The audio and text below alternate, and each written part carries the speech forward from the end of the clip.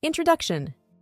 In Relentless Pursuit, a roadmap to business success and life mastery, you will embark on an inspiring journey of resilience, ambition, and perseverance.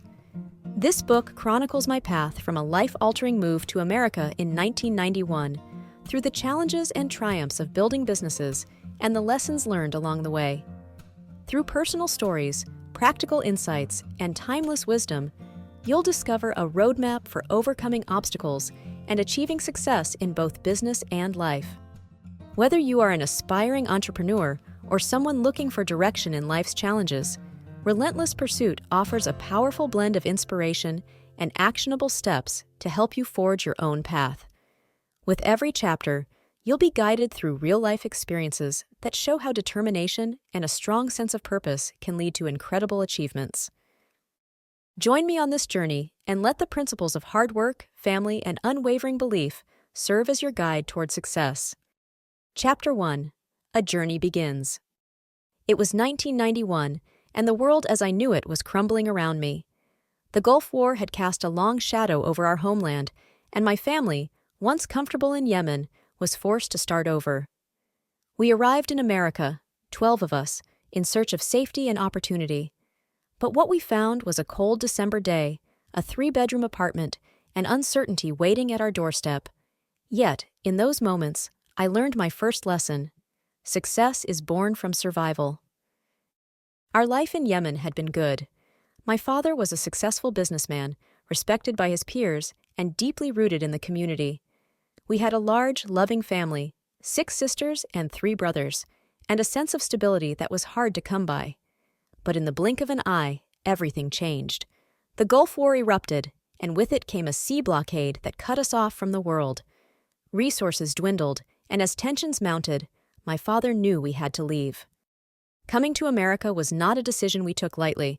It meant leaving behind everything we knew, our home, our friends, and the life my father had built with his own hands. We didn't know what awaited us on the other side of the Atlantic, but we knew staying was no longer an option. My father's strength and resilience during that time were remarkable. He led us forward with unwavering determination, even when the path was uncertain. We landed in New York City on a cold December day, 12 people with just a few suitcases between us. The city was nothing like what we had known in Yemen. The towering buildings, the bustling streets, the harsh winter air, it was overwhelming. Our new home was a modest 3-bedroom apartment. It wasn't much, but it was a roof over our heads, and that was all that mattered in those early days. My father, my brothers, and I shared one bed, while my 6 sisters shared another. My parents took the 3rd bed. We made it work, but it was far from easy. Each morning, my father and I would set out to look for work. We didn't speak English, and that barrier became a constant reminder of how far we had to go. On one particularly cold December day, we walked from 28th Street in Manhattan all the way to 125th Street, knocking on doors, hoping someone would give us a chance. The snow fell heavily, and with each rejection, the weight on our shoulders grew. Store after store, we heard the same thing. "If you don't speak English, I'm sorry, there's no place for you here." I was only 14, but I felt the pressure to succeed, not just for myself, but for my family. I remember my shoes getting soaked through from the snow, the cold biting into my skin. At one point, I couldn't take it anymore. I sat down, exhausted, ready to give up. But my father stood beside me, his presence alone giving me the strength to continue. He didn't have to say anything. His look, his quiet smile, told me everything. "It's okay, my son. God is with us. We will make it." That moment became etched in my memory. It wasn't just encouragement. It was a lesson. Even in the darkest moments, we could find the strength to keep going. That night, we returned home cold, hungry, and defeated. My mother, as always, prepared dinner with whatever we had left. As the smell of food filled the apartment, my siblings emerged from their rooms. My father asked why they weren't asleep, and my sister quietly admitted, "We couldn't sleep because we didn't eat dinner."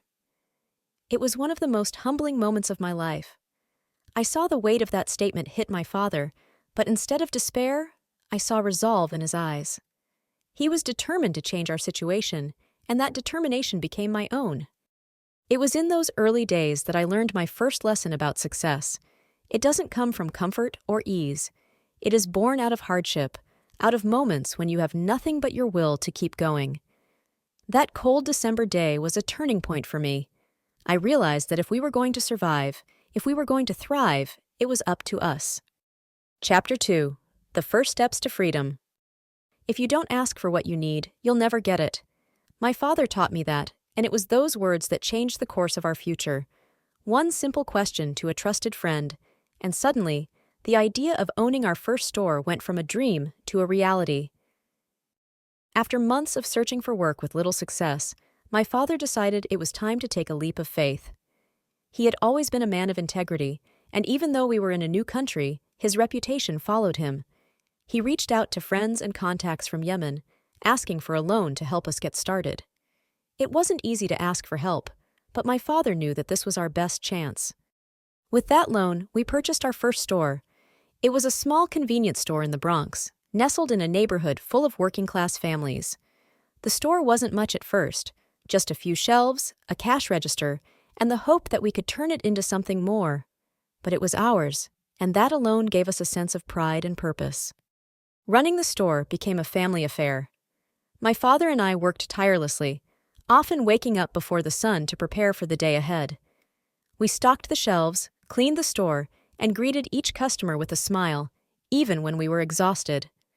My brothers helped where they could, and my mother managed the household, keeping everything together behind the scenes. The neighborhood we served became our extended family.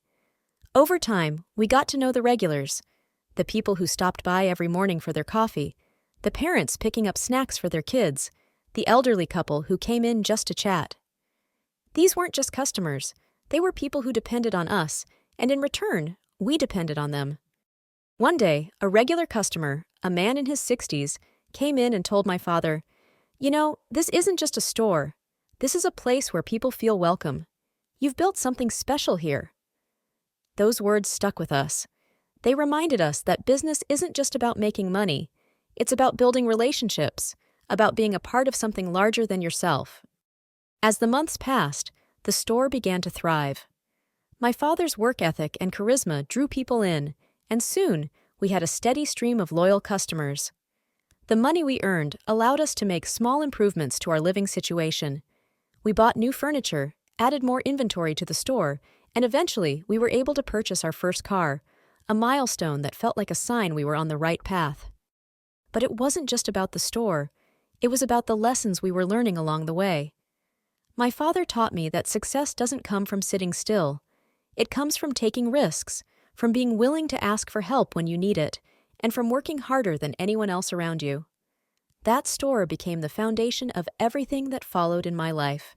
It taught me the value of hard work, the importance of community, and the power of persistence. Chapter 3. Lessons from the Hard Road. Every struggle is a lesson waiting to be learned. The road to success is paved with failures, challenges, and sacrifices. But those who persevere, those who get up when the world knocks them down, are the ones who build something lasting. Success is not a straight line. It's a series of peaks and valleys, of triumphs and setbacks. And in those early years, we faced plenty of setbacks. There were days when the store barely made enough to cover our expenses. There were moments when the weight of our responsibilities felt too heavy to bear. But through it all, we never gave up. My father, in particular, was a source of constant strength. He had faced hardship before. He had built a business in Yemen from nothing, only to have it taken away by war. But instead of letting that defeat him, he used it as fuel to keep going. He taught me that failure is not the end. It's a stepping stone on the path to success. One of the most valuable lessons I learned during that time was the importance of resilience. There were days when the store was slow, when we had to cut back on our own needs just to keep the business afloat. But we never let those challenges defeat us. Instead, we used them as opportunities to learn and grow. We learned how to adapt, how to pivot when things didn't go as planned, and how to find creative solutions to the problems we faced. For example, there was a time when our store's refrigerator broke down in the middle of the summer. All of our perishable goods were at risk of spoiling, and we didn't have the money to replace it immediately. It felt like a disaster. But instead of panicking, My father and I came up with a solution. We called a local repairman, negotiated a payment plan, and worked with our suppliers to temporarily adjust our inventory until we could get the refrigerator fixed. It wasn't an ideal situation, but it worked. We kept the business running, and we learned the importance of being resourceful in the face of adversity. Those challenges taught me that success isn't just about having the right opportunities. It's about making the most of the opportunities you have, no matter how difficult they may seem. It's about staying focused, staying determined, and never losing sight of your goals. Chapter 4. Building a Legacy. Success is not about money or fame. It's about what you leave behind. It's about the lives you touch, the people you lift up, and the family you nurture along the way. By 1997, our family had come a long way from those early days of struggle. The store was thriving, and we were no longer living paycheck to paycheck. We had built something strong, something lasting, and for me, that meant it was time to start thinking about my own future. That year, my father and I traveled back overseas so I could marry the love of my life, Faten. It was a moment of joy and celebration, a reminder that even in the midst of hard work and challenges, life has beautiful moments to offer. Faten became my partner in everything, my business, my family, and my dreams. Together, we built a life that was rooted in love, respect, and mutual support. As our family grew, so did our business. My brothers and I worked together to expand, opening new stores and venturing into new opportunities. We had learned the value of hard work from our parents, and we were determined to build something that would make them proud. By the year 2000, we had achieved something remarkable. We were able to retire my parents. After years of sacrifice and struggle, they could finally rest, knowing that their children were taken care of. But the true legacy of our family wasn't just in the stores we built or the money we earned. It was in the bonds we shared, the lessons we passed down, and the love that held us together. My parents had given us the tools we needed to succeed, and it was up to us to carry that legacy forward. Chapter 5.